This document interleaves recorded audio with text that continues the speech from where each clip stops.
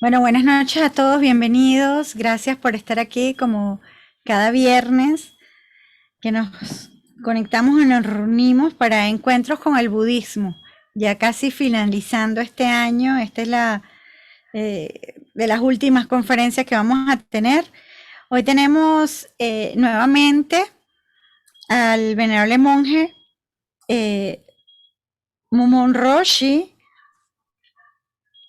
el monje principal en Toshigi, y el miembro residente más antiguo de la prefectura de Okayama en Japón. Recibió la transmisión del Dharma del maestro Seido Suzuki Roshi del linaje de Iko Nasa, Narasaki Roshi. 11 años de práctica en un Semon Sodo internacional a cargo de la instrucción de los grupos de residentes extranjeros de habla inglesa. Conferencista encargado de la enseñanza de sutras mahayánicos y su conexión con la enseñanza del maestro Dogen. Además, fundador de la comunidad Zen Korinji Soto Zen de Argentina, en donde actualmente se encuentra en Argentina. Bienvenido, venerable. Gracias por estar de nuevo con nosotros. Adelante. Muchísimas gracias a todos por su presencia. Eh, Hoy me gustaría conversar con ustedes eh, acerca de uno de los más grandes y más importantes sutras que tenemos en el budismo mahayana, que es el Sutra del Diamante, el Vajracchedika Prajnaparamita. Me gustaría primero, a modo de introducción, contarles un poquito brevemente de qué se trata el sutra y después podríamos pasar a los 4 puntos principales que vamos a tratar el día de hoy, porque es un tema muy extenso y no va a dar para 40 minutos o 45 minutos, así que vamos a tratar solamente 4 de los 8 puntos importantes que tiene el sutra. Este sutra se trata del diálogo que tiene el venerable Subhuti con el Tathagata Shakyamuni, el Buda histórico que todos conocemos, y es un sutra que tiene una gran importancia, porque dentro de este sutra podemos encontrar todos los principios del budismo mahayana en un solo sutra. Es decir, que entendiendo el Sutra del Diamante, uno está comprendiendo todo el Mahayana. Es tan importante este sutra que el maestro Daiman, o Daiman Konin, como se lo conoce, que fue el maestro de Dai Kaneno, de Huineng, el maestro Huineng en China, él le transmite a Dai Kaneno, le transmite el Sutra del Diamante en mitad de la noche antes de que él se vaya del templo. Es decir, fíjense lo importante que fue este sutra para nosotros, ¿cierto? Con el tema de la transmisión, del DNE, la transmisión, ¿no es cierto? Que se sigue utilizando hoy en día como tema de transmisión entre maestros y discípulos en el Zen moderno, en el Zen actual. Así que este diálogo, ¿cierto?, entre Subhuti y Shakyamuni Buda, revela la parte más importante que atañe al Mahayana, que son los 4 puntos más importantes, que son la no discriminación entre todos los seres vivientes, o sea, la condición de igualdad que tenemos todos ante la ley de Buda. Después tenemos el desapego como condición fundamental, el rechazo de la idea del alma o de la personalidad, ¿cierto? La compasión, ¿cierto? La compasión hacia todas las criaturas vivientes se menciona muchísimas veces en el sutra. Y finalmente, los méritos, los méritos. Cómo se adquiere mérito y cómo se transfiere el mérito y con qué sentido se acumulan los méritos en el Mahayana. Bueno, dicho esto, los temas están ya sobre el tapete, podemos empezar a hablar de cada uno de ellos. Y vamos a ver, voy a tratar de leerles, a ver ahora si logro ver, a ver.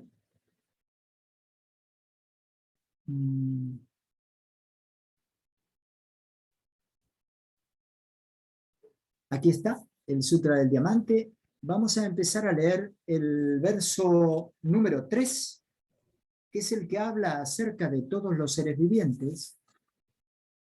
Vamos a leerlo. Y A compartir pantalla. sí, pero no está funcionando en mi máquina la función de compartir. Ya la estuve probando. Sí. La estuve probando hoy y no funciona. No sé si... Sí, ahorita lo hacemos co-host para que usted pueda compartir pantalla, venerable. Permítame tantito.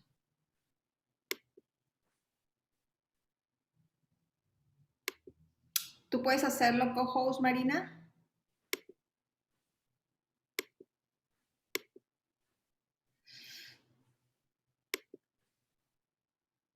yo podría leerlo, no es necesario compartir la pantalla, si ustedes quieren.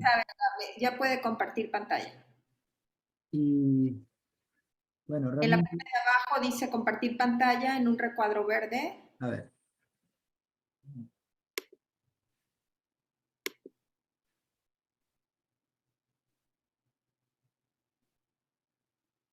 A ver.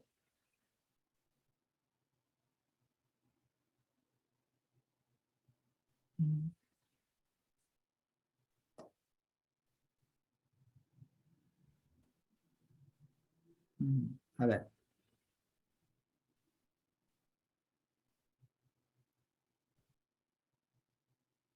Veamos.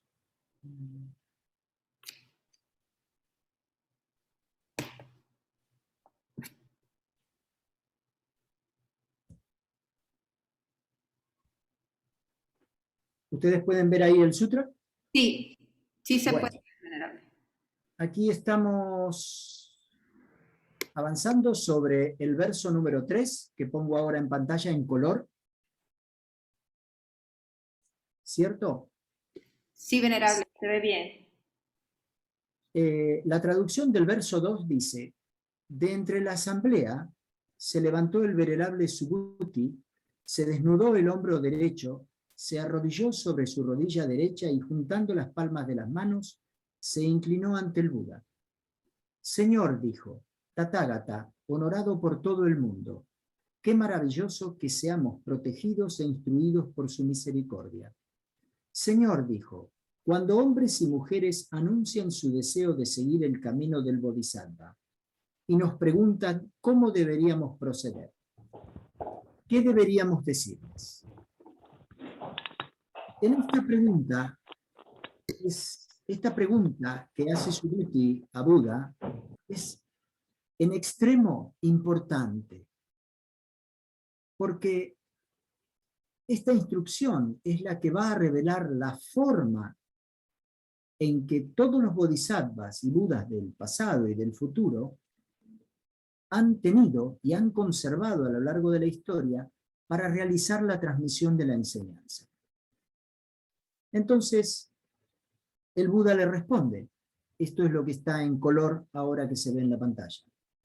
Bien, Subhuti, contestó el Buda, cuando alguien dice, quiero seguir el camino del Bodhisattva, porque quiero salvar a todos los seres, sin importarme, y presten atención a este punto, sin importarme, utiliza la palabra que se traduce aquí como sin importancia o sin importarme, que sean criaturas que hayan sido formadas en un útero o incubadas en un huevo, que sus ciclos vitales sean tan observables como los de los gusanos, insectos o mariposas, o que aparezcan tan milagrosamente como las setas o los dioses, que sean capaces de pensamientos profundos o de ningún tipo de pensamientos, hago el voto de conducir a cada uno de los seres al nirvana, y hasta que no estén allí seguros, no recogeré mi recompensa y entraré en el nirvana. Entonces, Subhuti, debes recordar como uno que ha tomado los votos, que incluso si tal incontable número de seres fuera liberado, en realidad ningún ser habría sido liberado. Un bodhisattva no se aferra a la ilusión de una individualidad separada, una entidad egótica o una identificación personal. En realidad, no hay un yo que libere, ni ellos que sean liberados. Bien, como se ve en este verso, y hablábamos de la esencialidad de este verso número 3, es decir, la conjunción entre la pregunta y la respuesta del Buda, en donde dice, sin importarme que sean criaturas que hayan sido formadas en un útero o incubadas en un huevo. Es decir, que sin importar a un bodhisattva cualquiera, no le debe importar en lo más mínimo a qué tipo de entidad viviente esté ayudando. Debería ayudar a todos los seres de forma ecuánime. Y esto es lo que remarca el Buda en este verso. Por eso hablamos de que este punto es importante, porque reafirma la no discriminación en cuanto a la enseñanza y en cuanto a lo que los bodhisattvas y budas van a entregar a los distintos seres vivientes. También se dice aquí, sobre el final del verso, algo que es un poco confuso al principio, que dice, Subhuti, debes recordar, como uno que ha tomado los votos, que incluso si tan incontable número de seres fuera liberado, en realidad ningún ser habría sido liberado. ¿Por qué dice esto Buda? Él lo dice porque al no existir un alma, al no existir una personalidad permanente y definida, al no existir un ser más allá del karma que lo forma, al ser los seres liberados, ya no son considerados seres liberados porque su personalidad y su individualidad acaba de ser disuelta. ¿Cierto? Nuestro ego está presente y existimos como ego, como individualidad, pero finalmente, al ser liberados, esta individualidad desaparece. Por eso el Buda dice, ningún ser habría sido liberado. Un bodhisattva, luego dice, un bodhisattva no se aferra a la ilusión de una individualidad separada, una entidad egótica o una identificación personal. En realidad, no hay un yo que libere, ni ellos que sean liberados. Bien, este es el primer punto del que habla el sutra, ¿cierto? En el cual el Buda expresa la no discriminación y cómo un bodhisattva desarrolla un amor infinito y una compasión infinita hacia todos los seres vivientes, sin importar que sean humanos, animales, dioses, demonios, cualquier clase de ser viviente, insectos, mamíferos, aves, peces, de cualquier naturaleza, están necesariamente incluidos dentro de la compasión infinita de todos los budas y bodhisattvas. Este es el primero de los puntos importantes que contiene el sutra. Y es por estos versos que el sutra es de vital importancia para comprender el Mahayana. Porque el Mahayana, a diferencia de otras líneas de budismo, se centra en la compasión y el servicio hacia todos los seres vivientes. Ya no es importante la iluminación individual, la iluminación propia. Ustedes fíjense que el sutra dice, ¿cierto? Hago el voto de conducir a cada uno de los seres al nirvana y hasta que no estén todos allí seguros, no recogeré mi recompensa y entraré en el nirvana. Es decir, que un bodhisattva está posponiendo su propia iluminación, su propia liberación, en bien de otros seres vivientes. Esta es la mismísima esencia del budismo mahayana, entre los cuales está el Zen. El próximo punto importante es el desapego, ¿cierto?, de la idea de un alma individual, de la idea de un yo personal y de una personalidad que se conserva dentro de la idea de un alma individual y personal. Esta idea en el budismo mahayana está completamente desestimada. No se le presta atención al destino propio, a lo que pueda pasar con nuestra individualidad. Y muchas veces muchos maestros comparan a este ego, a esta personalidad, a este concepto de alma, a esta mente aferrada a los sentidos y a la persona, como un vaso que contiene agua. Este vaso que contiene agua está sumergido en un océano infinito. Pero ¿qué sucede? No puede el agua que está dentro del vaso, no puede tener contacto con la totalidad del océano porque el cristal está en medio. ¿Qué sería el cristal? Nuestra personalidad, nuestra persona, nuestras ideas, nuestros pensamientos, nuestros conceptos de la vida, nuestras seguridades, nuestros dogmas, nuestras pasiones, nuestros proyectos. Todo eso constituye el cristal. Ahora, ¿qué sucede? Por la práctica constante del Dharma, ese cristal se debilita y empieza a presentar fracturas en su superficie, a través de la cual existe un intercambio entre la totalidad y la individualidad del agua que contiene el vaso. De ese intercambio, a ese intercambio lo llamamos samadhi. A ese intercambio lo llamamos samadhi.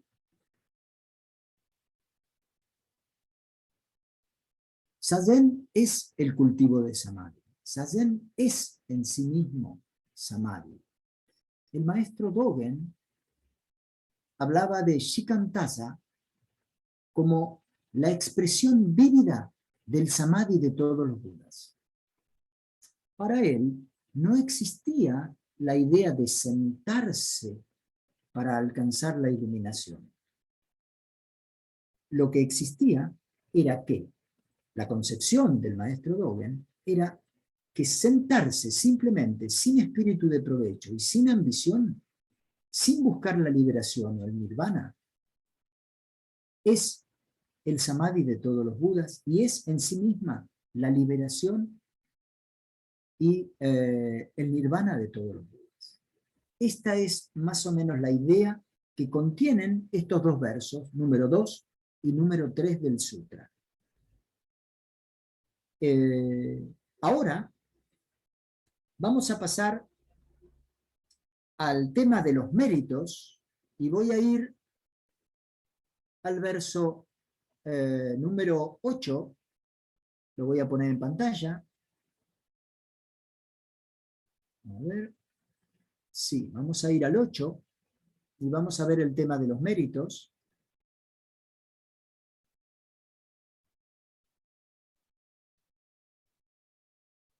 Aquí está marcado en color, igual que el otro.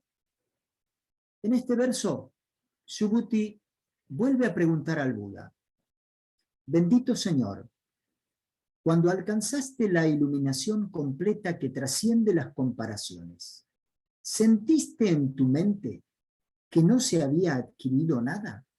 Y el Buda respondió: eso es exactamente, Subhuti. Cuando alcancé la iluminación total, no sentí, como siente la mente, ninguna concepción arbitraria de la verdad espiritual, ni siquiera la más mínima. Incluso las palabras iluminación total son meras palabras que se usan simplemente como una forma de hablar. Este verso es importante porque describe el estado de iluminación completa, del cual tanto se habla en el budismo, como un estado que no puede ser percibido como iluminación completa. Es decir, que nos está diciendo que es un estado que tiene que ver con la supraconciencia y no con la conciencia ordinaria, en la cual uno puede discriminar iluminación de no iluminación, iluminación completa de iluminación parcial, o también la iluminación gradual o la iluminación instantánea. Él dice aquí claramente: ninguna concepción, nótese esto, a ver si puedo agrandarlo un poquito, ahí está. Cuando alcancé la iluminación total, no sentí, como siente la mente, ninguna concepción arbitraria de la verdad espiritual, ni siquiera la más mínima. Dice, ni siquiera la más mínima. Es decir, que esta iluminación total, esta iluminación definitiva, este esclarecimiento final, no tiene absolutamente nada que ver con la discriminación de la mente ordinaria. Esto es importante tenerlo en claro porque es fundamental para el desarrollo de la espiritualidad del Zen, de la simplicidad del Zen. Cuando digo Zen, estoy diciendo también budismo en general, ¿no es cierto? Budismo Mahayana en general. Y dice aún, incluso las palabras iluminación total son meras palabras. Se usan simplemente como una forma de hablar. Es decir, que estamos expresando con palabras algo que es completamente inexpresable con palabras. Pero nos aproximamos al decir se usan simplemente como una forma de hablar. Es decir, ¿por qué hablamos del desapego? Porque tenemos que soltar la idea de que vamos a lograr la iluminación. Hasta que no soltemos la idea de iluminación, la iluminación jamás será posible. ¿Por qué? Porque cuando uno activa su búsqueda de la iluminación, inmediatamente hay un yo que dice, voy a iluminarme. Y mientras esa idea de un yo que va a iluminarse exista, no hay posibilidad que esta iluminación total se lleve a cabo o suceda. Bien, ahora vamos a pasar al verso 19.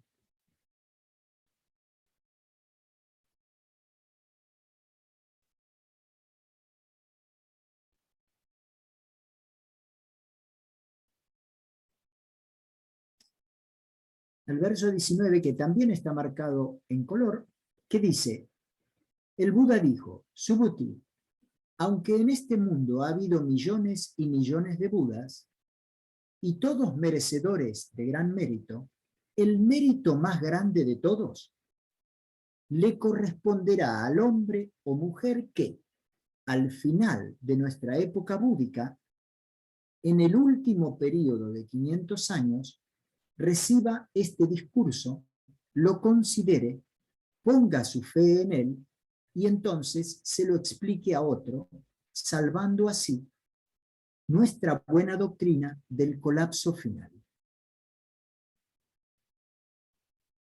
Nótese que el Buda dice dos cosas importantes. Dice que todos los Budas son merecedores de gran mérito, pero que el mérito más grande de todos le corresponderá al hombre o a la mujer que al final de esta época búdica, en el último periodo de 500 años, reciba este discurso, lo considere, lo ponga su fe en él y entonces se lo explique a otro. Estas palabras que están traducidas aquí, y entonces se lo explique a otro, las que cobran el significado final que está conectado con el verso número 3, donde dice que no habrá discriminación entre los seres vivientes a la hora de entregar el conocimiento y la sabiduría del Buda. Entonces, cuando dice, se lo explique a otro, salvando así nuestra doctrina del colapso final. Colapso final se refiere a la última era del budismo, que nosotros en Japón llamamos Mappo, que es la última era antes de la llegada del próximo Buda, en donde se supone que el budismo va a declinar y va a perder completamente su capacidad de ayudar a los seres vivientes en el presente. Antes de esto, este sutra va a ser explicado a otros por los bodhisattvas, ¿cierto? Que se encargarán de difundir esta doctrina hasta el último momento del colapso final. Ahora, me gustaría que ustedes me digan, no sé cómo estamos de tiempo, creo que ya ha pasado media hora, me gustaría que ustedes me dijeran si esto está entendido o si necesitan alguna aclaración o si prefieren que lo volvamos a leer y volver a explicar, dada la importancia de estos versos. Por favor. Si gusta levantar su mano virtual o hacer alguna pregunta por el chat, es bienvenida. Si todo está claro, continuamos para avanzar más.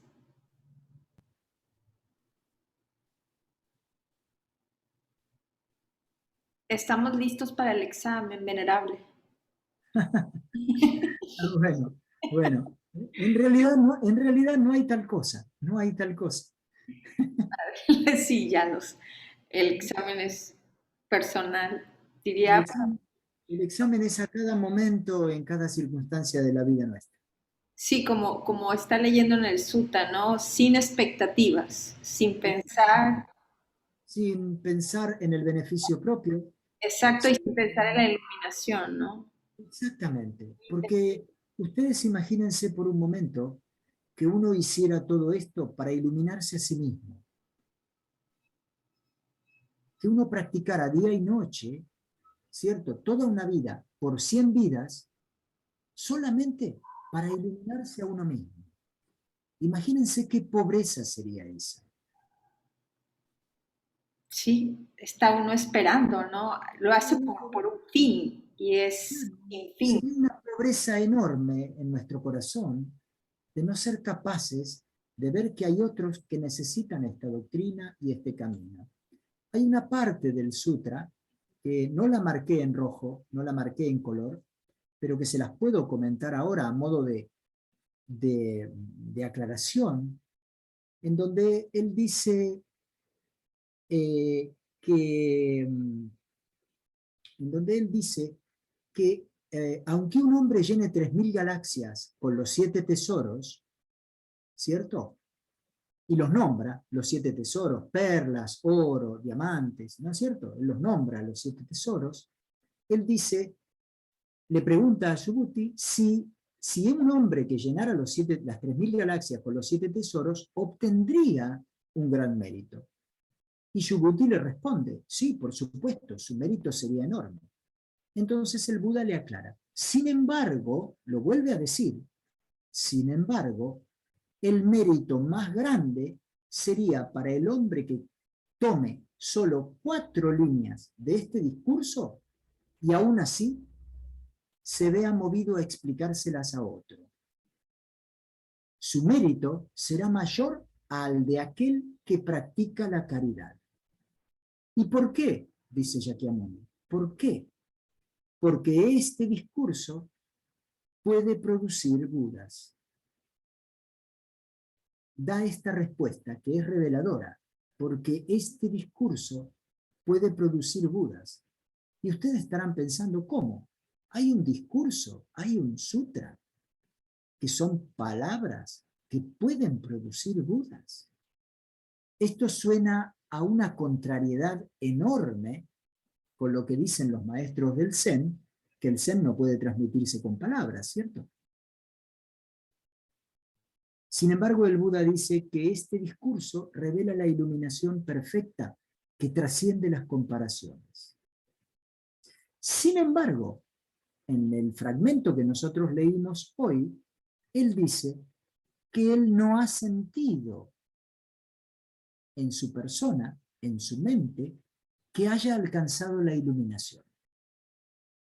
Que eso no puede ser percibido ni entendido con la mente racional. Es decir, que cuando nosotros nos esforzamos por entender la iluminación, nos alejamos de ella. Todo nuestro esfuerzo por entenderla hace que la iluminación, el estado de iluminación, desaparezca. ¿Y por qué pasa esto? Esto sucede porque la iluminación no es un evento que vaya a suceder. La iluminación, el prajna, la iluminación, ya existe en nosotros de forma permanente. ¿Por qué? Porque la iluminación es el estado natural de todas las cosas. Y si es el estado natural de todas las cosas y de todos los seres vivientes, no puede ser producida. Ya existe desde siempre. No es el producto del desarrollo o del progreso o de la evolución. Existe siempre y en todos los niveles de la existencia y de todos los seres vivientes y cosas que existen, de todos los tiempos. Es decir, que es verdaderamente infinita, eterna. Por eso, nuestra mente racional no puede percibirla a menos que la estructura de nuestra mente o yo, nuestro ego, se desvanezca.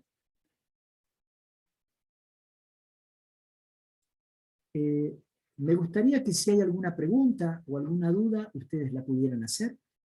Aunque sea, Betty, tú podrías preguntar en nombre de todos algo que te parezca que pueda ser útil para ellos. Claro que sí. Venerable, cuando usted dice que la iluminación ya está ahí, es lo que dicen que estamos despiertos y estamos dormidos, ¿no? El que está despierto es el que fluye como la luna en el río, ¿no? El río va pasando y siempre va a estar la luna ahí, ¿no? ¿Algo así? Claro. Es decir, a ver, nuestra personalidad es algo impermanente. Es como el agua del río que fluye constantemente. Sin embargo, la conciencia espiritual, la verdadera, la conciencia real, es siempre existente.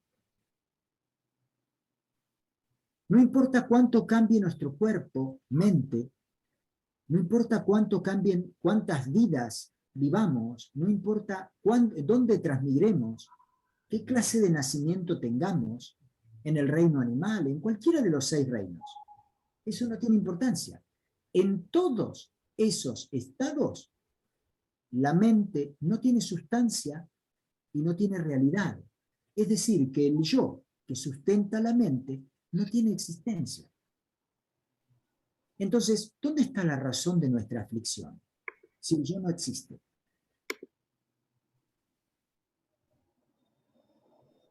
Esta es la pregunta y el koan de oro en el budismo mahayana. ¿Cuál es la razón de mi aflicción si el yo no tiene existencia? ¿Quién está afligido? Ahí el Buda dice, no existe un yo que libere, ni un ellos que sean liberados. ¿Por qué dice esto el Buda? Porque no existe una persona verdadera que esté presa o prisionera de algo. Esto es despertar, es darse cuenta en un instante de que el yo no tiene existencia real. A partir de ahí, uno ya es libre. No importa que esté vivo y tenga este cuerpo y esta situación y una familia y un mundo y que los coches toquen bocina y los perros ladren. Ya no importa. El yo no tiene realidad. Ya no es necesario afligirse por un yo. Oh, muy bien, muy claro. Venerable, hay una pregunta en el chat. Los que quieran, por favor, escríbanlo en el chat la pregunta, por favor. Cristina, si puedes escribirlo en el chat, si eres tan amable. Liliana Manzano nos dice, ¿puede explicar qué es la conciencia? Gracias. Bueno, si pudiera explicar lo que es la conciencia, podría explicar lo que es la iluminación, y entonces el Sutra del Diamante ya no sería verdadero. A ver, vamos a penetrar un poquitito más adentro de este importante tema que es la conciencia. Para los que no están familiarizados con el budismo, en el budismo se reconocen 4 elementos que conforman el cuerpo y 5 skandhas que conforman la personalidad, que conforman la individualidad. Uno de esos 5 skandhas es la conciencia individual. Pero ¿qué sucede? La conciencia individual es la resultante de la unión de los otros 4 elementos. ¿Cierto? La conciencia es la resultante, tenemos 5 elementos, esta es la conciencia, pero estos 4 elementos unidos aportan para que esta conciencia exista. Porque no podría haber conciencia sin percepción, sensación, forma, identidad, pensamiento, que son los otros skandhas. Es decir, que toda la conciencia individual que nosotros conocemos hoy en este planeta, en esta vida que tenemos, es la resultante de 5 skandhas o elementos, podríamos llamarlos también, formaciones mentales, también se podrían llamar, que conforman nuestra persona individual que se autopercibe a través de la conciencia como un ente individual y diferente al resto.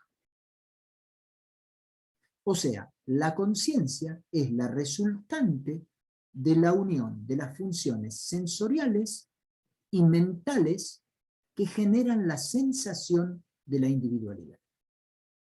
Esto sería más o menos, si pudiéramos explicarlo así, muy por arriba.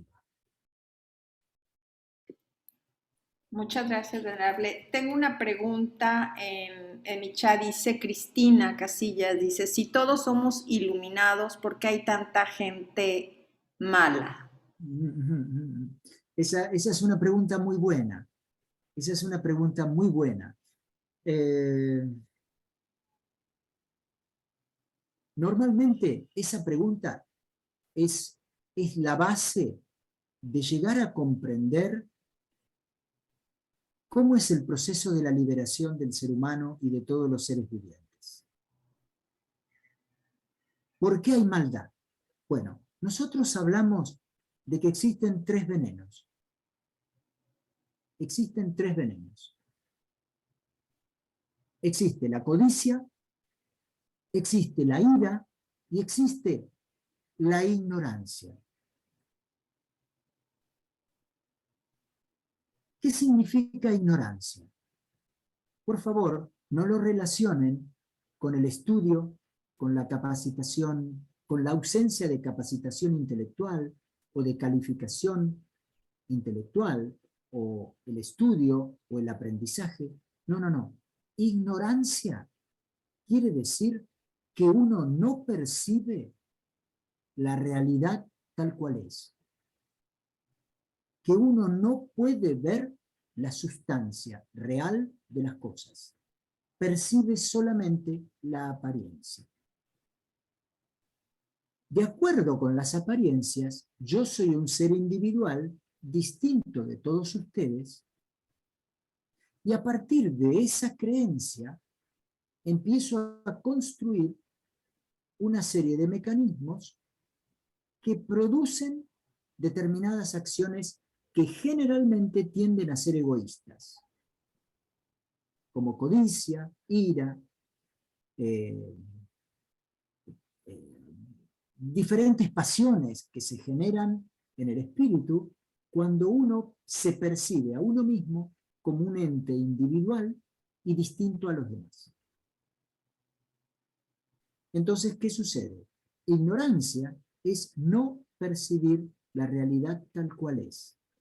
¿Y qué sucede cuando ignoramos? No podemos ver que somos parte de una unidad universal y que todo cuanto hacemos influye a la totalidad de la misma forma que la totalidad influye en nuestra individualidad. Hasta que no rompemos la barrera de la personalidad, del ego, nosotros no estamos capacitados para ver y conectarnos con la mente de Buda. Ver al Buda es ver más allá de las apariencias. Hay maldad porque hay ignorancia. Una vez que la ignorancia se supera, la maldad desaparece. El egoísmo desaparece. Las pasiones desaparecen. La malicia desaparece. Ya no hay razón para perjudicar a otros. El otro soy yo. No hay otro. Solamente existimos. No hay otros. Esta es más o menos la idea. El maestro Lao Tse hace muchísimo hincapié en este punto. Y no se olviden que el taoísmo chino fue de grandísima influencia en la formación del Zen o del Chan en China entre los siglos V, cuarto o quinto hasta el décimo. ¿Cierto? Entonces, vamos a ver mucho de taoísmo en el Zen cuando lo analizamos y lo vemos a la luz de los grandes clásicos del taoísmo, como puede ser el Hua Ku Chin del maestro Lao Tse o el Tao Te Ching, ¿sí? Que son los dos grandes tratados que dicen que él escribió, pero no sabemos si son sus estudiantes que lo recopilaron para él. Y no sé si esto responde la pregunta. Muy clara, maestro, muy clara. Muchas gracias. Lilian Manzano, Guyan Shakyao, que es Estela, nos dice, el yo se rehúsa a aceptar su naturaleza impermanente. Por eso en general se aferra al yo, a cualquier excusa para no practicar. Dormir despierto. Sí, esto es así. A ver, vamos a ampliar un poquito esa idea que es muy buena y está bien explicada.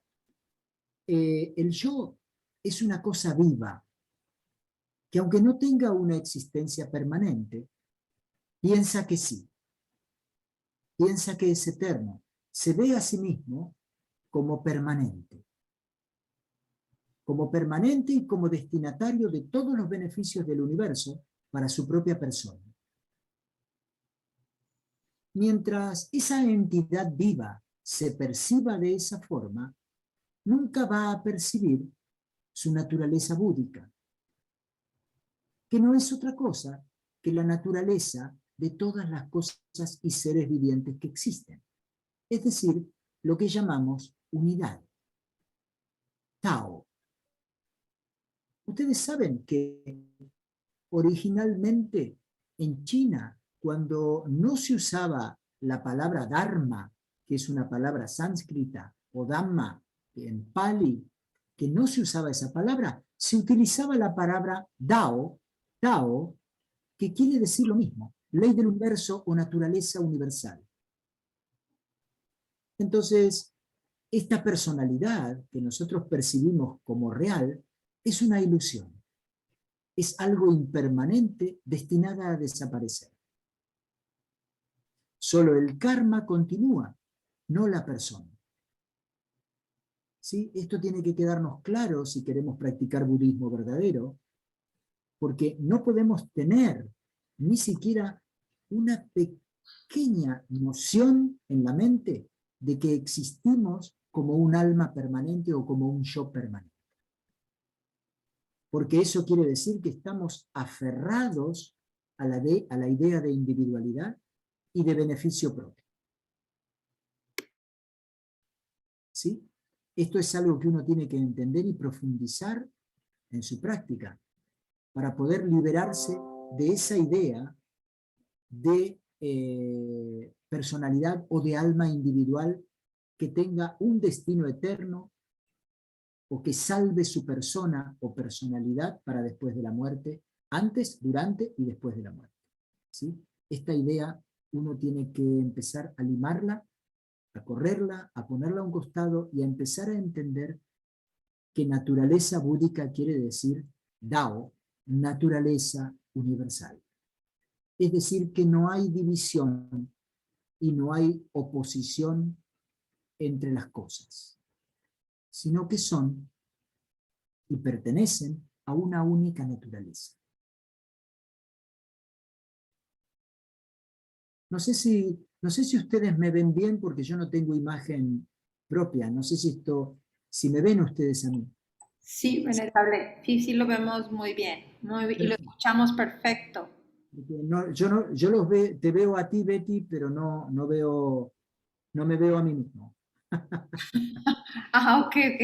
No, sí, sí, Está, venerable. está muy bien eso, ¿no? Muy apropiado con lo que estamos hablando, ¿no? Sí, claro que sí, sí se ve. Bueno, Maestro de... Exacto, muy apropiado, me ve a mí, pero bueno, espejo. Perdón. Brenda Destro nos dice en el chat, Roshi Sama, quisiera consultarle con respecto a la forma en la que uno actúa en relación con la conciencia. Es decir, si actuamos de manera correcta por pura conciencia, significa que actuamos con una cierta hipocresía y cuando la compasión hacia el otro nace de forma más natural o espontánea, perdón, y cuando la compasión hacia el otro nace de forma más natural o espontánea, quiere decir que el cristal se está fisurando. exactamente, es tal cual lo está diciendo. El maestro Bodhidharma dice algo muy importante.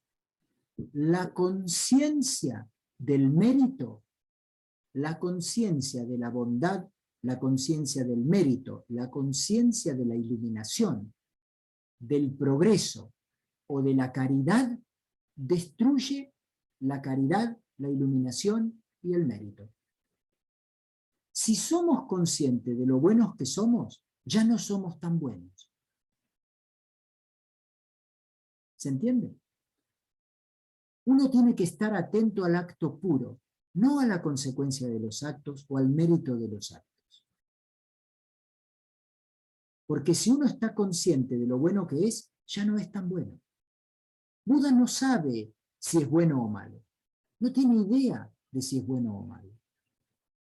Su corazón está completamente volcado al bien de todos los seres, pero él no es consciente de eso. No se dice a sí mismo. Aquí en el sutra dice, no tenemos tiempo ahora de verlo todo, porque es un sutra que es un poquito largo, pero yo podría acotar algunos versos más, como por ejemplo cuando el Buda dice, dime Subhuti, un venerable que ha entrado en el camino, se diría a sí mismo, ¿he entrado en el camino? Y Subhuti le dice, no señor, uno que verdaderamente ha entrado en el camino, no piensa que existe un yo individual que ha entrado en el camino. Porque si fuera consciente de que ha entrado en el camino, estaría completamente excluido de la práctica y del sendero. Es decir, que si tenemos conciencia de los actos, y esos actos, cuidado, no quiere decir atención, conciencia no quiere decir atención, hago esta salvedad porque podría confundirse atención con conciencia de bien y de mal. Vamos a dividir las aguas aquí y explicarlo bien para que le quede claro a la audiencia. Una cosa es estar atento a las acciones, a la forma de hacer las acciones y al espíritu con que se hace. Eso es una cosa, eso está correcto. Ahora, ser consciente de que esas acciones hechas de tal o cual manera van a producir un mérito que es propio y que yo voy a acumular para mi persona, es ignorancia. Si somos conscientes del mérito, destruimos el mérito. Para que la acción sea, como decía nuestra interlocutora, sea consciente y sea verdadera y espontánea, no tiene que ser consciente del mal y el bien que genere, o del mérito que pueda corresponderme por las acciones que estoy teniendo. Esto es muy importante, realmente importante, y es un punto que define al Mahayana como una línea de budismo en la cual la salvación de todos los seres está por encima de la iluminación propia. Nótese que en el verso 3 que leí, dice, no voy a entrar en el nirvana hasta que todos ellos hayan entrado. Es decir, que un bodhisattva tiene tanto corazón y tanta compasión que lo que hace es detener su propia entrada en el nirvana para hacer que otros pasen primero, como dice el maestro Dogen, ¿no? Hacer pasar a otros antes que yo. No sé si eso responde a la pregunta. Sí, venerable, una pregunta ahora yo, eso es vencer el ego, y es fluir, ¿no? Si yo pienso que estoy haciendo un mérito para llegar a, estoy en el ego, ¿no? Exactamente. Yo estoy haciendo un mérito. Yo me voy a iluminar. Yo voy a salvar a todos los seres. Yo. Mientras exista eso, todavía no hemos entrado en el camino. Entramos en el camino en el momento que decimos, el yo no existe, yo no tengo existencia real. Soy un conjunto de agregados y de 4 elementos que mientras estén unidos voy a tener esta sensación de ser Mumon, de ser Betty, de ser fulano o mengano. Pero que una vez que se hayan disueltos, nada va a quedar a excepción del karma que continuará su viaje. Pero de mi persona no va a quedar absolutamente nada. Hasta que no lleguemos a ese punto, todavía no hemos entrado en el camino del budismo verdadero. ¿Sí? Ok.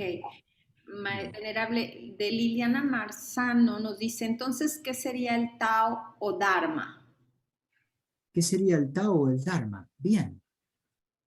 Cuando tú estás de vacaciones y estás en un lindo hotel, ¿sí? En un área montañosa, ¿cierto? Con lagos y lindos bosques, y abres la ventana en la mañana, ¿qué ves? Eso que ves es el Dharma de Buda. Bosques, lagos, montañas, seres vivientes, pájaros, personas que caminan, que trabajan, que viven, que existen. De todas las generaciones existentes, de todos los mundos existentes, de todos los tiempos, pasado, presente y futuro, todos ellos son el Dharma. Todo eso es Dao, Dharma. Un maestro muy famoso del Zen dijo, en mi camino budista,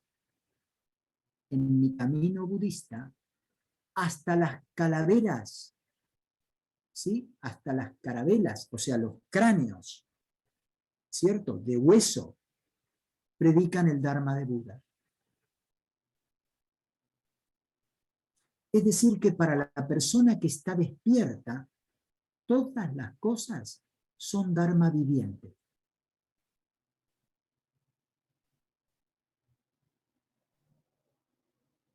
Podríamos resumirlo como el Dharma es algo vivo, es algo viviente, es algo que respira, que late. Eso que late en nuestro corazón es el Dharma. Esa sangre que fluye en nuestras venas es el Dharma. El viento que mueve los árboles es el Dharma. Uno mismo es un Dharma viviente.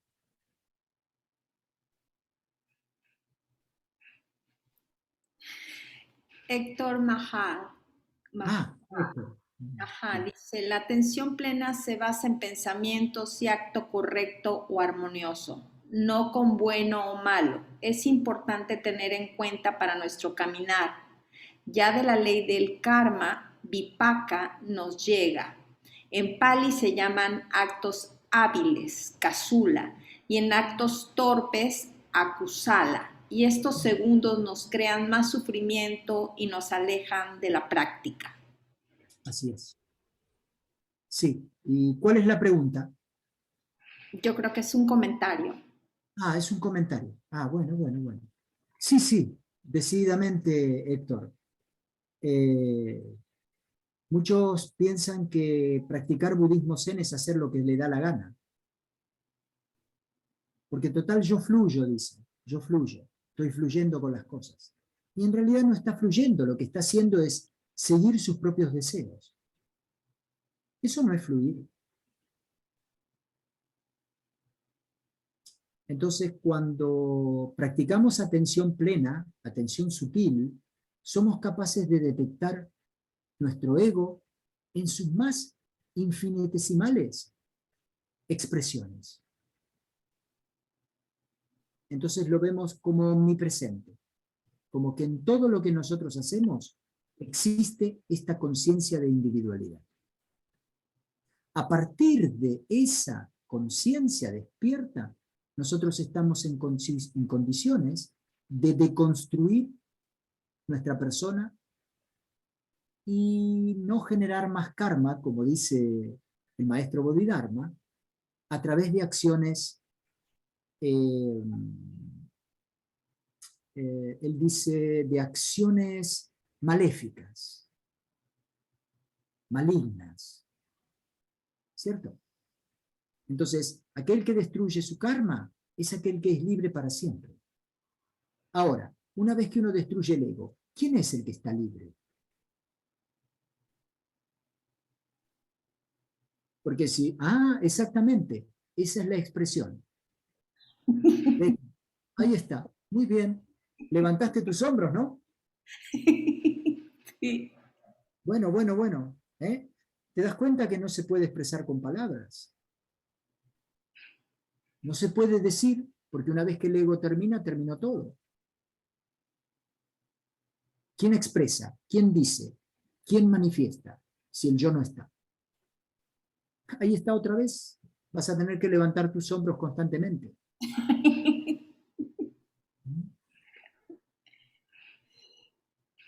Maestro, Mónica Viviana nos pregunta, cuando observamos los pensamientos, ¿quién o qué es quien observa? Bien, Viviana. Es una muy buena pregunta porque tiene que ver con la noción que tenemos de que existe un observador, que hay un yo que observa y una cosa que es observada. Y que ambas son distintas, porque una es la que observa y la otra es la que es observada. Pero ¿qué sucede? Cuando uno se sienta en meditación, en zazen, ¿cierto? El ejercicio de zazen cotidiano hace que uno entienda rápidamente que el que observa y el que es observado es lo mismo. Que no hay diferencia entre el que observa y el que es observado. La mente observa y la mente es observada.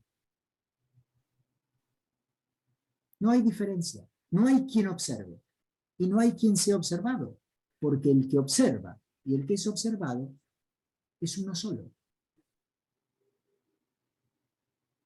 Esa es mi respuesta para Viviana. No dos, uno solo, Viviana. Uno solo. Una sola mente universal. Habría que hacer una charla de vacuidad, maestro. Muy bueno. Sí. Entonces, uno mismo se observa.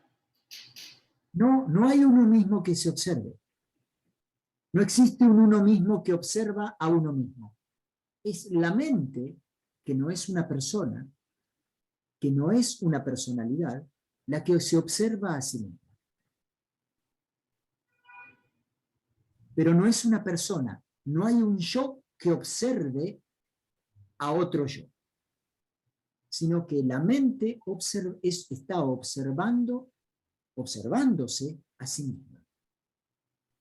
Cuando uno mira sus propios pensamientos, sus acciones, las cosas cotidianas, puede pensar para sí mismo y decir, yo estoy haciendo, yo estoy diciendo, yo estoy pensando, yo estoy hablando. Sin embargo, esto no tiene realidad porque el yo no tiene permanencia ni sustancia. Entonces, ¿cuál es el yo? No existe yo, es simplemente la mente la que está observando a la mente. No hay yo.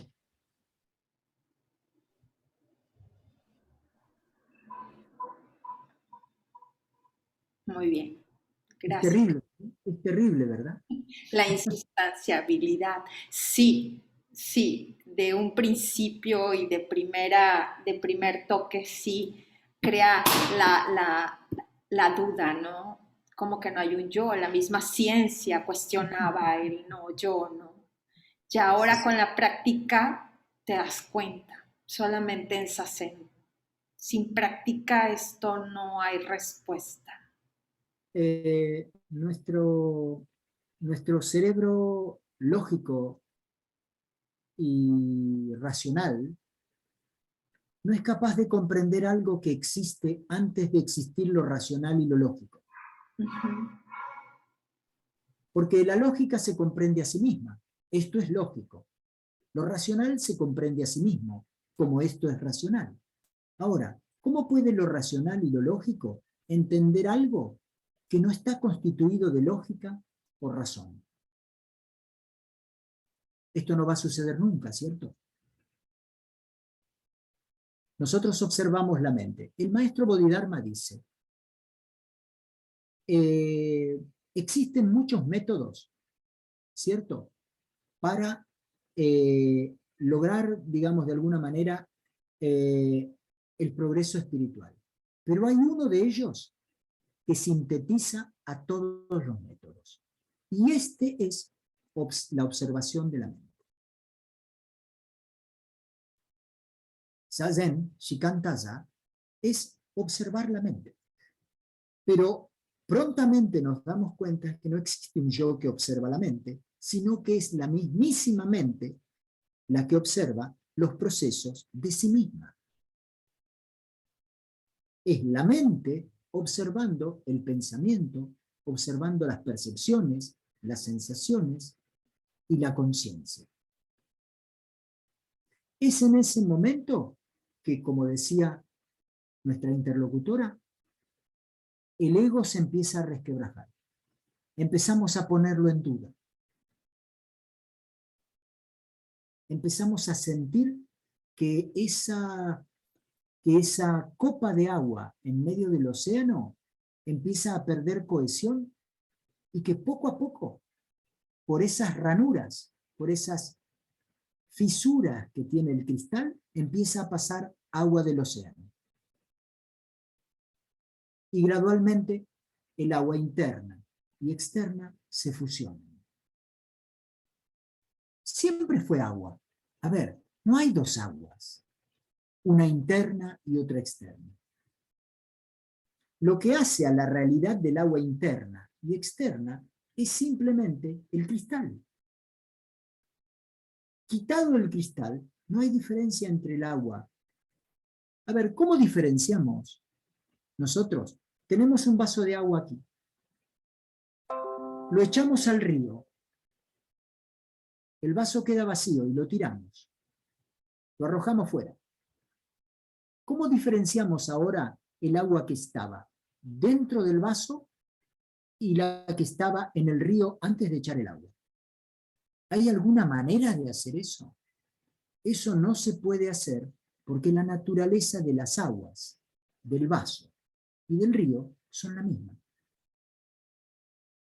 Esto tan simple y tan fácil que cualquiera puede hacer el experimento en su cocina o en su baño, ¿cierto?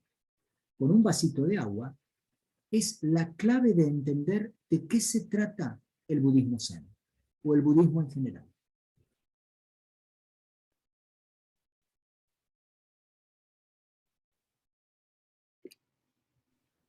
Sí, todos somos parte de un todo. El aire que yo respiro es el que tú respiras, la hormiga, la araña, el Así político, todo es, así es. es parte de...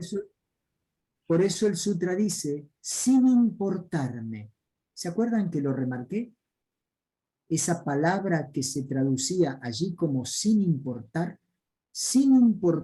que hayan sido gestadas en un útero o incubadas en un huevo.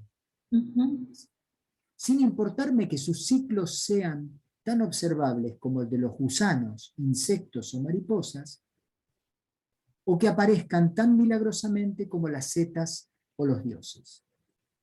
Que sean capaces de pensamientos profundos o de ningún tipo de pensamientos, hago el voto, y ahí está el otro tema importante en el budismo Mahayana, hago el voto, es decir, prometo, hago el voto de salvarlos a todos, y hasta que no estén todos en el nirvana, no recogeré mi recompensa y entraré yo mismo en el nirvana. Ahora, no existe un yo ahí que vaya a entrar o salir del nirvana, porque en el nirvana no hay conciencia de yo. Por eso es importante, al leer el sutra, que nosotros entendamos lo que dice Shakyamuni cuando él habla acerca de su iluminación, que dice, esta forma de decir iluminación total es solamente una forma de decirlo. Porque en realidad tampoco es exacto. Porque no podríamos decir iluminación total o parcial.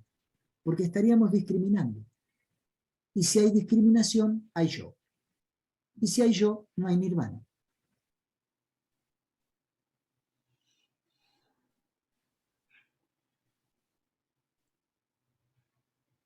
Está claro, ¿verdad? Sí. Bueno, ¿Alguna pregunta, compañeros? Ignacio, Ignacio. usted comenta que somos los 5 agregados, que los 4 primeros son los que dan origen al quinto, que es la conciencia individual. Al desaparecer estos o irnos de este plano, usted dice que en lo que queda es el karma. Mi pregunta es, 1, ¿qué es este karma que queda?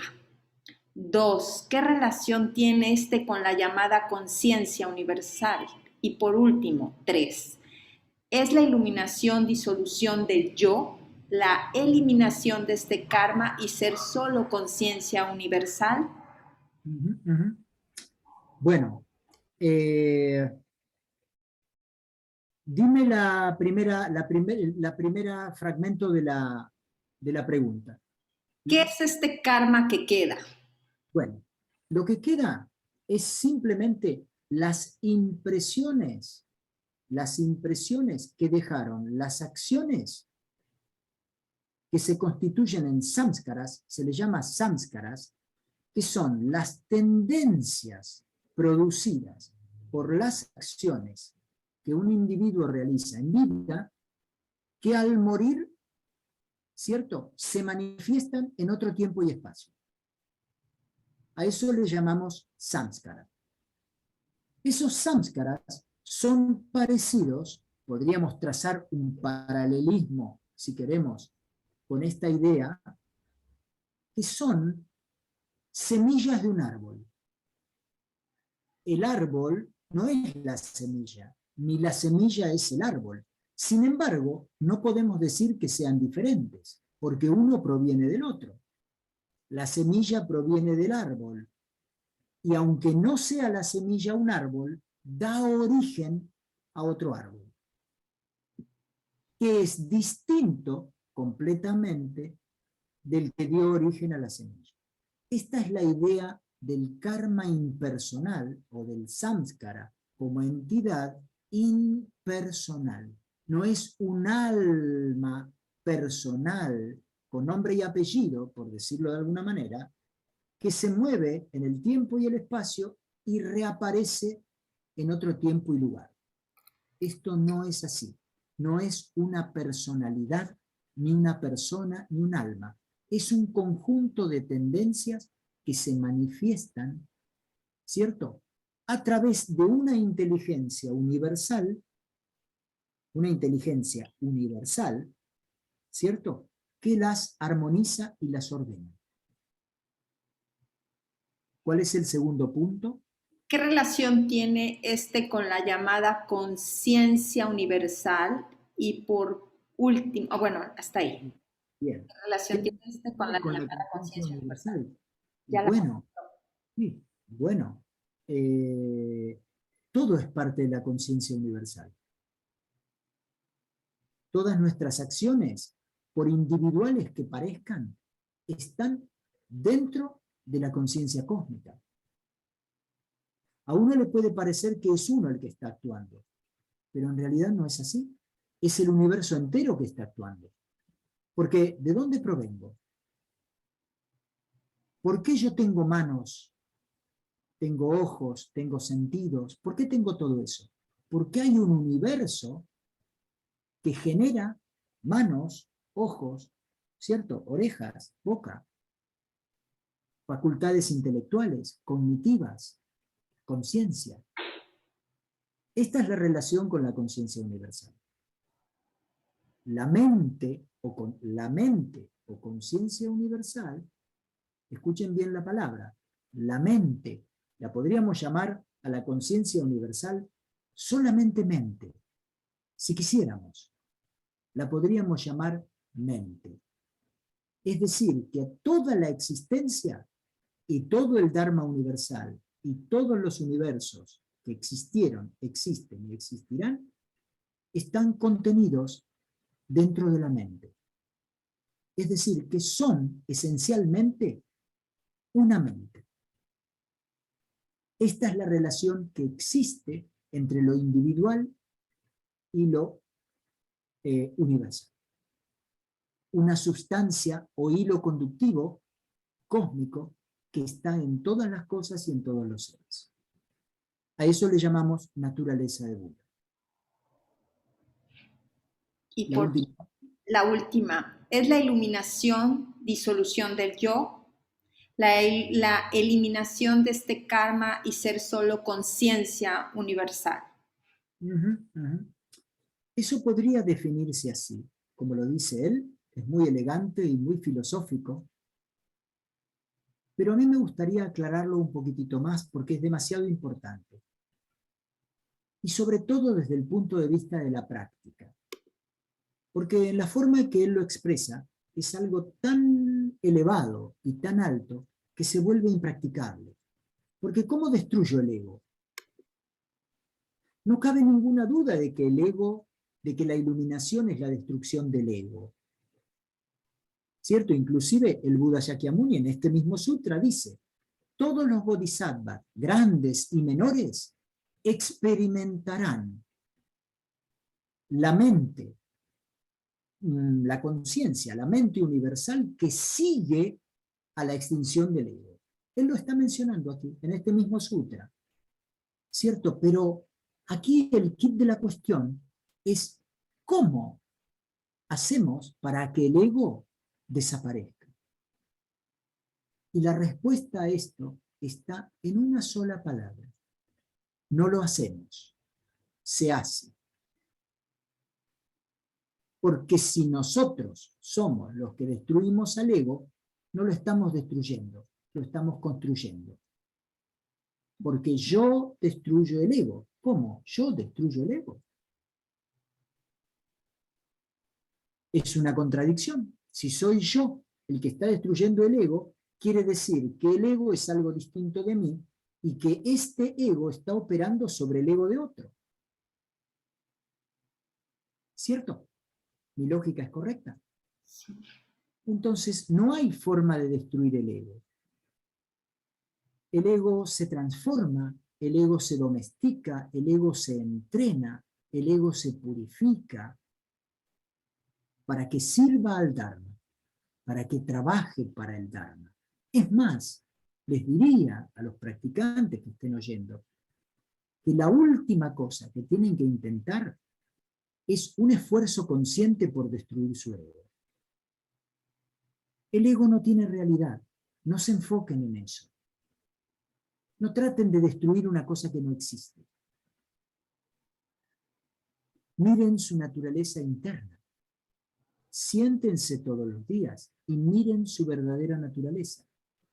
Una naturaleza que no tiene color, que no tiene aroma, que no tiene aspecto, que no tiene densidad.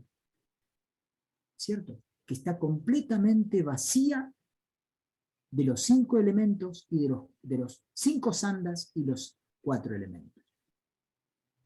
Una vez que arriben a ese estado de vacuidad, todos sus problemas van a estar resueltos. Y ya no va a haber necesidad de estar persiguiendo al ego para destruirlo.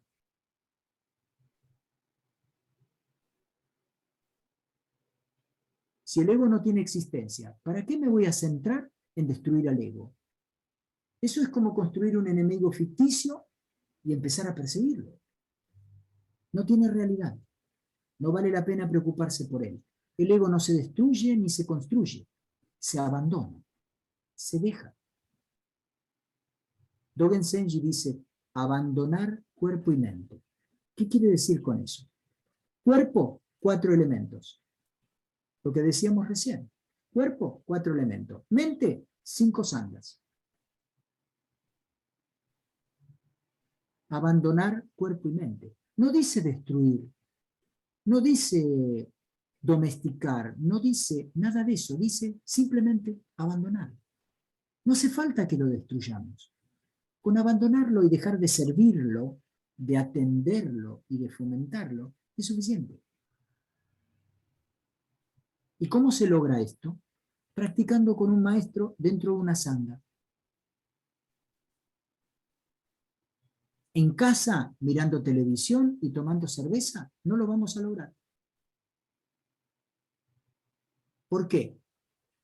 ¿Por qué no lo vamos a lograr? Porque ningún maestro de la antigüedad o ningún Buda de la antigüedad que estuvo antes que nosotros lo hizo de esa manera. ¿Cómo lo hicieron? Lo hicieron practicando el Dharma.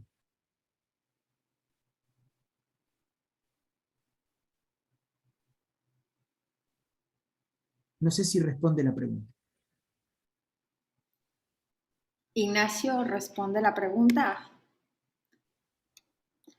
Pueden abrir el micrófono, ¿eh? Sin problema. Dice Ignacio, gracias, maestro. Maestro, muchísimas gracias. No, no. Muy agradecido. Está muy clara la respuesta. A ti por la pregunta. Muchas gracias. Muy interesante. Gracias. Muy bien formulada. Gracias. Gracias a usted, maestro. ¿Alguna pregunta más, compañeros? Vamos a fluir en el Dharma, vamos a fluir en la explicación, que fluyan las preguntas. Pues maestro, creo que ha sido una... Ajá, ok, Patti del IEP ya practica, me imagino, Vipassana, dice cómo se practica el Zazen. Ujú. Eh, el Zazen se practica sobre 3 bases fundamentales, que son la postura, la respiración y la actitud de espíritu. La postura es la postura física, la postura en que se coloca el cuerpo, ¿cierto?, durante la práctica. Esto es las piernas cruzadas, ¿cierto?, sobre un almohadón redondo, sobre una esterilla rectangular o cuadrada.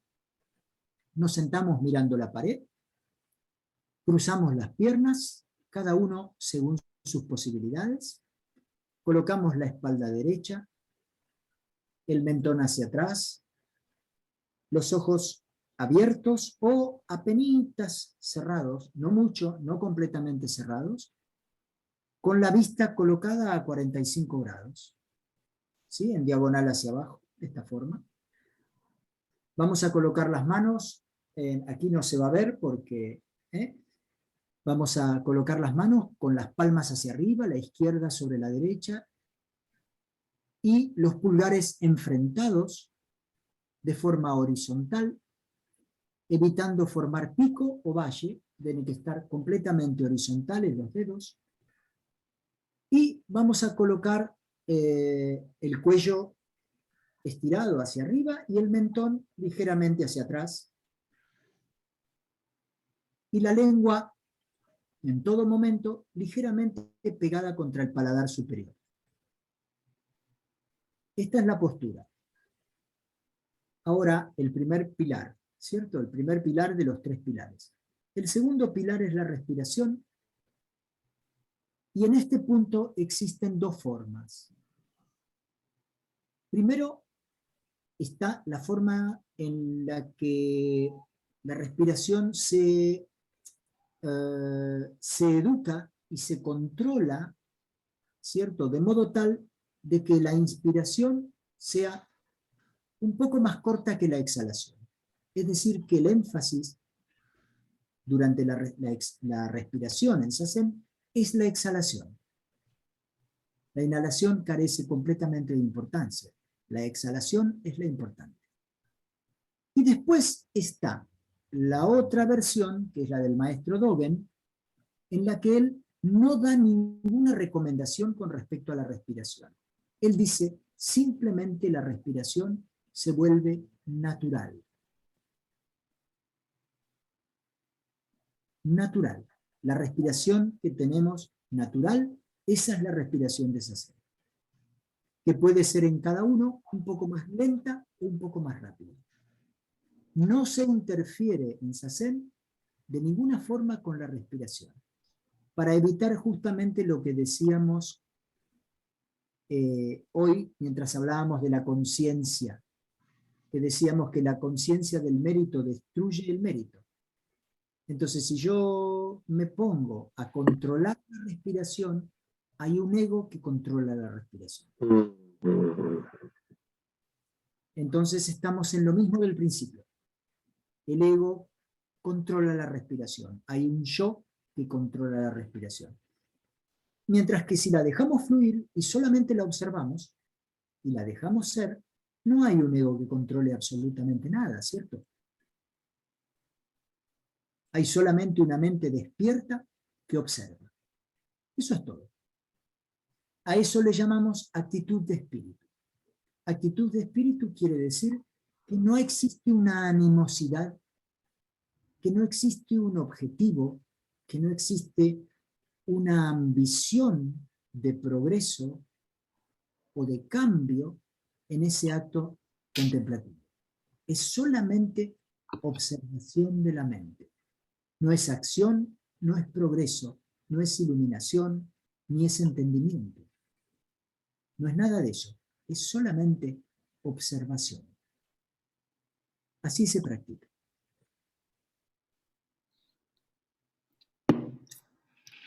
Gracias, maestro. Tenemos De nada. Pérez con un comentario. A ver. No sé si es el yo, la mente o la conciencia que fluyen en mí, en mi vaso de agua, lo que ha obtenido mucha luz a través de esta plática. Solo puedo decir, gracias maestro Mumón, me gustaría volver a ver este video en cuanto lo suban al internet. Claro que sí. Bueno, gracias a ustedes. Gracias a ustedes. Yo, el agradecido soy yo, aunque yo no exista.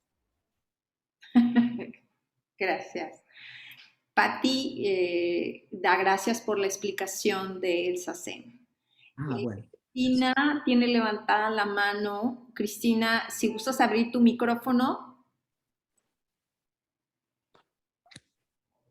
A ver, no sé si me escucha.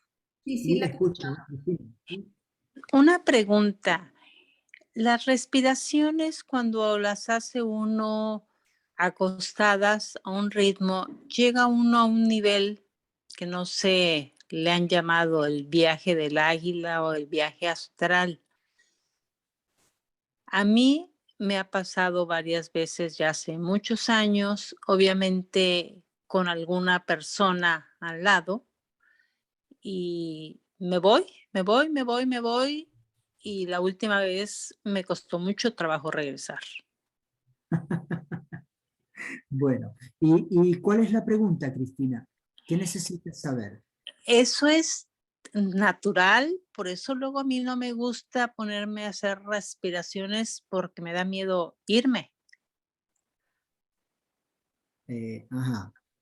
¿Tienes miedo de irte a algún lado y no volver? Sí, o sea, me he visto, no sé, fuera de mí, me he visto volando, no sé. Bueno. Voy a contarte cómo es la práctica del Zen con respecto a este tipo de cosas. El Zen no promueve ningún tipo de práctica que tenga que ver con salirse del aquí y el ahora permanentes. Por eso en el Zen no hay viajes de ningún tipo, ni vamos a ninguna parte. Solamente estamos aquí presentes y no nos movemos de este presente inmediato. Este cuerpo, esta mente, este pensamiento, este sentimiento, estas percepciones, todo eso es la naturaleza de Buda. No hace falta irse a ningún lado. Este cuerpo, Cristina, estos dedos, esta mano, ¿cierto? Es la mano de todos los Budas. O los Budas tenían 7 dedos. Tenían 5, ¿cierto? Bueno, esta es una mano de 5 dedos. No es necesario ir lejos para encontrar al Buda. Uno encuentra al Buda dentro de sí mismo, en sí mismo, ni siquiera dentro, en sí mismo. Esta misma carne y huesos son carne y huesos del Buda. No es necesario irse a ninguna parte, ni es necesario de que tengas miedo de irte y no volver, porque en realidad tu persona no tiene existencia real. No tienes que preocuparte por eso. Tu angustia va a desaparecer y tu preocupación desaparecerá el día que tú entiendas, si practicas Zazen, si practicas Chan o practicas budismo, que te des cuenta de que vos no sos los 5 elementos, los 4 elementos y los 5 agregados. Toda tu angustia va a desaparecer cuando tú entiendas que tú eres uno con todas las cosas que existen. Ahí termina el problema.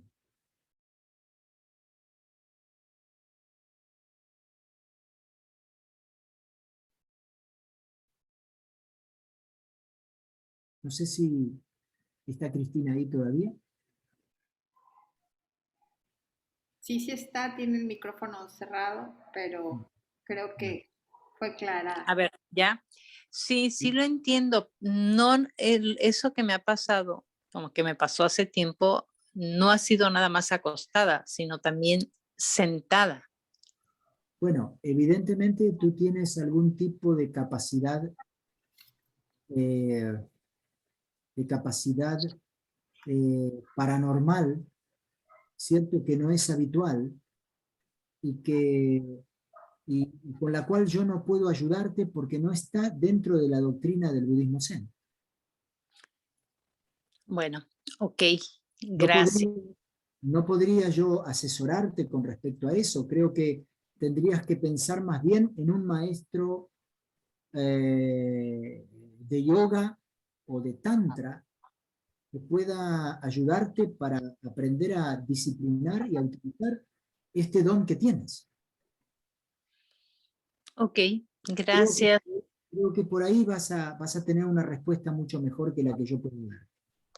Ok, gracias. Muy amable por tu explicación. De nada, de nada. Gracias a ti.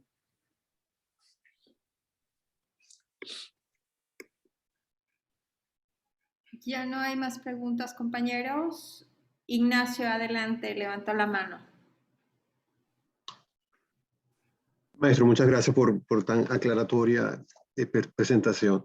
Maestro, usted tuvo un largo tiempo en Japón y recién acaba de regresar a la Argentina y estar con la comunidad allá. Yo quisiera saber más que todo, que nos comentara un poquitico de cuál es su misión desde ahora en adelante y la contribución que se pueda dar al budismo en América Latina, que, que vemos que está surgiendo y tomando fuerza, como es este programa que estamos haciendo hoy en día aquí. También. Sí, claro, Ignacio. La idea es un poco la idea que tenemos todos los que estamos en Sudamérica trabajando para que el budismo zen crezca y se difunda, que tiene que ver con esto que decía el Sutra del Diamante, ¿no es cierto? De que si tomamos 4 líneas de este discurso, 4 líneas nada más de este discurso y se la damos a otro, estamos ya cumpliendo y salvando al budismo de una decadencia completa, ¿no es cierto? Es decir que todos los monjes, el maestro Quintero, Densho Quintero, o en Argentina y en Perú, Senpo Shiro, o el maestro Dokyu, o el maestro Bustamante, hay muchos de ellos que están trabajando ya hace años, ¿cierto? Para que el budismo zen crezca y lo han logrado, porque ha crecido probablemente unas 3 veces en todos estos años desde que estuve en Japón. Así que un poco la idea es sumarme a ese esfuerzo y aportar mi grano de arena todos los días para que la gente tenga acceso al conocimiento en un momento tan difícil para la humanidad. Estamos peleando para conservarnos, para preservarnos como humanos y no convertirnos en otra cosa, en algo probablemente tal vez no tan bueno, ni tan dentro del Dharma de Buda. Estamos luchando la humanidad entera para eso. Sumarme, ayudar, contribuir, de cualquier forma posible. Un grupo, una charla, una práctica de Zazen, cualquier forma que tuviera para poder atraer a las personas para que lleguen al almohadón. Muy bien. Porque si llegan al Zafu, llegan al almohadón, las posibilidades de liberación son infinitamente más altas. Bueno, por aquí lo seguiremos. Muchas gracias. Gracias. Muchísimas gracias. Gracias, venerable. Pues bueno, excelente plática nos pone Rosario Zazueta. Maestro, infinitas gracias por compartir sus conocimientos. La verdad, todos estamos muy, muy contentos. Venerable, si deja usted de compartir, por favor, su pantalla para que podamos abrir todas las cámaras y ahora sí ya estamos sobre el tiempo y podernos todos ver. Si gustan abrir sus cámaras, se los vamos a agradecer. Bueno, ahí están todos, ahora los veo. Ahora sí ya nos ve a todos, maestro. Bien. Héctor Pérez, Rosario, Marina, bueno, aquí están todos. Hay gente de Argentina también. Sí, mucha, maestro, mucha. ¿Quién dice yo de Argentina? Estela. Estela ahí, está Liliana ahí, Liliana, hola. está José Fabro, está, ¿a quién más veo? Está Brenda, ¿sí? Bueno, gracias a todos por su presencia. Gracias. Espero que Gracias, maestro. el Sutra del Gracias. Diamante Betty, gracias. gracias. Y que el Sutra del Diamante sea para ustedes ahora un pequeño tesoro a guardar y dar y a transmitir. Porque como bien dice el Sutra, aunque un hombre llenara 3000 galaxias con los 7 tesoros, el mérito más grande lo tiene aquel que comprende 4 líneas de este discurso y su corazón hace que lo enseñe a otro, lo transmite y lo pase a la siguiente generación. Ese es el mérito mayor, de acuerdo con este sutra, ¿no? Y que Lo espero haremos. Gracias, venerable. Bueno, en nombre del Gracias. Instituto de Gracias. Estudios Budistas Hispanos, del Centro Sambo Daishin de Capac y del Monasterio Dhammavihara en Veracruz, México, bueno, le damos las gracias, de verdad, de volver a estar con nosotros. muchísimas Muchísimas gracias, Betty, por... Gracias, no, gracias a Venerable por los méritos del día de hoy, maestro. Sin, Gracias. usted, sin que exista el yo, usted hoy realmente nos ha compartido de su iluminación. Muchas gracias, muchas gracias. Gracias a todos.